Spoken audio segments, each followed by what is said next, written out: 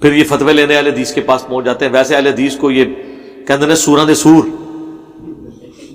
کیا سی نا بابا جی نے, تو پھر سوراں دے سوراں کو فتوے لیندے ہو. پھر وہ امال حضرت والی بات کریں گے کہ پھر جڑے سوراں کو فتوے لے رہے ہیں وہ آپ بھی سور نے. وہ کہتے ہیں نا جی جس نے اسامہ الارمین میں لگائے گئے فتووں میں شک کرنے والا بھی کافر, ان کی گستاخی میں شک کرنے والا بھی کافر. تو چونکہ ہمارے پہ بھی سور کا فتویٰ آ سکتا ہے, اگر ہم نے آپ کے سور ہونے پہ شک کیا تو ہم کہیں سور نہ بن جائیں. ہم شک نہیں کرتے, تسی پھر سوراں دے سور ہو جائے, اس طرح دے فتوے جا کے لیندے ہو. اس کے اوپر کتنے قتل ہو گئے ہیں.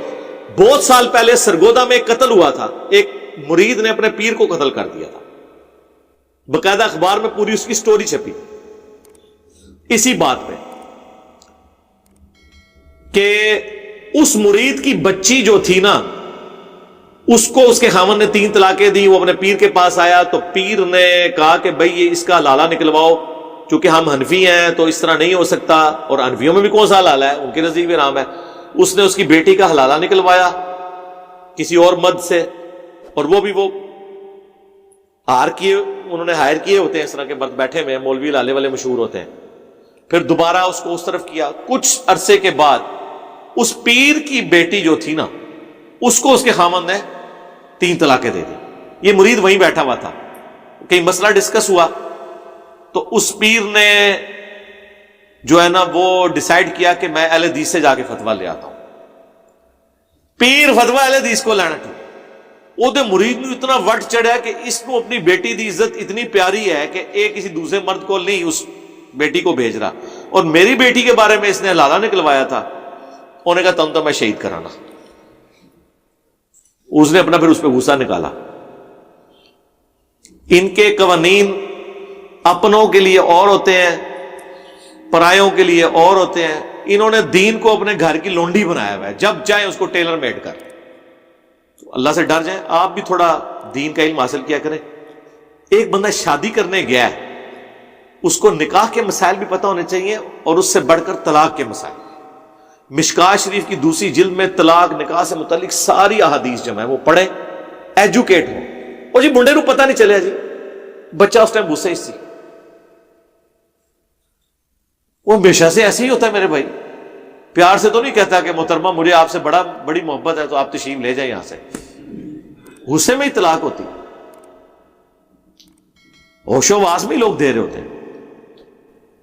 ہاں گن پوائنٹ پہ کسی سے تلوار دی تو وہ تو فقہ حنفی میں تو ہو جاتی ہے, وہ بھی ہمارے نزدیک تو گن پوائنٹ پہ نہیں ہوتی, کیونکہ سورہ نحل میں ہے کہ اگر کوئی شخص مجبور کر دیا جائے تو وہ کلمہ کفر بھی بول سکتا ہے اپنے زبان سے, اگر دل میں ایمان رکھتا ہے اللہ تعالیٰ اس پہ گرفت نہیں کرے گا. تو طلاق تو چھوٹی چیز ہے. اسی پہ ہی امام مالک نے جب فتویٰ دیا تھا تو بنو عباس کے حکمرانوں نے, حنفیوں نے مل کے ان کے کندھے توڑوا دیے تھے, شولڈر ان کے توڑوا دیے تھے. تو کیونکہ انہوں نے حکمرانوں کے خلاف فتویٰ دیا, ان کی جس عورت کی خوبی ان کو پتہ چلتی تھی وہ ان کا کہ وزیر کی بیوی ہے, تو وہ پھر تلوار کے زور پہ طلاق دلوا کے خود شادی کر لیتے. تو امام مالک نے کہا اس طرح تو طلاق نہیں ہوتی ہے گن پوائنٹ کے اوپر. تو کوئی اگر مجبور کر دیا جاتا ہے وہ والا معاملہ ایک حالات ہے کہ اس کے اوپر آپ کوئی اس طرح کے فتوے والا کام نہ کریں. میں آسٹریلین یونیورسٹی میں پڑھتا ہوں, وہاں میں نظر کی حفاظت کرنا ناممکن ہے. وہاں کی لڑکیوں سے اگر ہاتھ نہ ملائیں تو برا سمجھتی ہیں, تو مجبوراً ہاتھ ملانا پڑتا ہے. کوئی ایسا مسئلہ نہیں. یہ تو آپ اسی طرح ہی کہہ رہے ہیں کہ جی کیا وہاں پہ عورتیں حجاب نہیں کرتی ہیں, تو حجاب کو تو برا سمجھتا ہے گورا, تو وہ یہ کہے گا کہ میں ایسی عورت کے ساتھ بات ہی نہیں کروں گا جب تک وہ اپنا حجاب نہ اتارے. یہ کون سی ڈیمانڈ ہے؟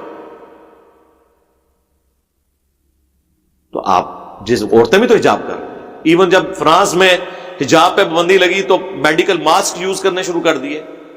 دل بے ایمان تھے اجنا ٹیر, جن کا دل بے ایمانی میں ہو وہ بانے کرتے ہیں.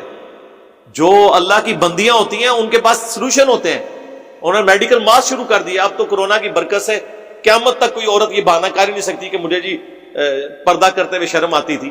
اب وہی بے پردہ عورتیں بھی تو چہرے کا پردہ کر کے نکل رہی ہیں نا ماسک کی وجہ سے, کیونکہ اسے دکاندار خریداری کے لیے بینک والا اندر نہیں انٹر ہونے دے گا, کوئی جنرل اسٹور والا انٹر نہیں ہونے دے گا. اپنی دنیا کی خاطر پردہ کر لیا, اللہ کی خاطر نہیں کیا.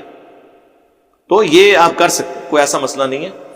آپ ایک دفعہ ہی بتانا ہے نا, ہر ایک لڑکی سے تو نہیں سلام کرتے پھرنا. اپنی کلاس فیلو ہیں جتنی ایک دفعہ بتا دے کہ مسلمز میں یہ الاؤ نہیں ہے. المعجم الکبیر طبرانی کے اندر یہ روایت موجود ہے. نبی علیہ السلام نے فرمایا کوئی شخص کسی غیر محرم عورت کو ہاتھ لگائے, اور یہ حدیث شیخ البانی نے سلسلہ حدیث صحیحہ میں بھی لی ہے, اس سے بہتر ہے کہ اس کے سر میں لوہے کی کیل ٹھوک دی جائے اگر اسے یہ عذاب پتہ چل جائے کہ کسی غیر محرم عورت کے ساتھ ہاتھ ملانے کا, اس کو ہاتھ لگانے کا عذاب کیا ہے. بخاری مسلم دونوں میں حدیث ہے, عورتوں سے بچو. صحابہ نے عرض کیا حضور دیور کے بارے میں, آپ فرمایا دیور موت ہے. دیور اور بھابھی کا بھی اس طرح کا انٹریکشن نہیں ہو سکتا علیحدگی میں. جامعہ ترمذی میں حدیث ہے جہاں دو غیر محرم مرد و عورت ہوتے ہیں, تیسرا ان میں شیطان ہوتا ہے. صحیح مسلم میں حدیث ہے میرے رب نے مجھے حکم دیا ہے اچانک نظر اگر کسی غیر محرم پر پڑ جائے تو میں اسے ہٹا لوں. تو بڑے سٹرکٹ قوانین ہیں. سیکس ڈسپلن تو اسلام کا اتنا غیر معمولی ہے کہ وہ متقاضی تھا کہ ایسا غیر معمولی. میں نے اکثر کہا کہ مجھے اسلام کی توحید کے بعد جو سب سے پسندیدہ چیز ہے نا وہ سیکس ڈسپلن. فرائیڈ نے تو آ کے ابھی یہ کہا نا کہ سب سے امپورٹنٹ جذبہ سیکس ہے. قرآن تو بہت پہلے کہہ رہا ہے زُيِّنَ لِلنَّاسِ حُبُّ الشَّهَوَاتِ مِنَ النِّسَاءِ. پہلے نمبر پہ عورتیں مزین کر دی گئی ہیں دنیا کی شہوات, ان میں پہلے نمبر پہ عورتیں, پھر بیٹے, پھر دنیا کا مال, وہ بعد میں. تو سیکس ڈسپلن اسلام میں اس لیے. تو یہ ہاتھ ملانے والا کوئی معنی نہیں. ایک دفعہ آپ بتا دیں گے نہ ملائیں.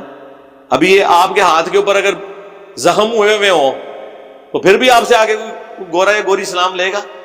زیادہ مسئلہ آپ دستانہ پہن لیں تاکہ ان کو پتا چلے کہ ہاتھوں کو مسئلہ ہے, ڈر کے نیڑے ہی نہ لگن. تو ایک دفعہ بتانا ہے, ایسا کوئی مسئلہ نہیں ہے. لوگوں نے ابھی خام خواہ بہانے بنائے ہوئے ہیں کہ جی یہ ہو جائے گا وہ ہو جائے گا. خدا کے لیے اللہ سے ڈریں اور اس طرح کے معاملات کو اس طرح نہ لے کے چلیں. ہم انڈیا سے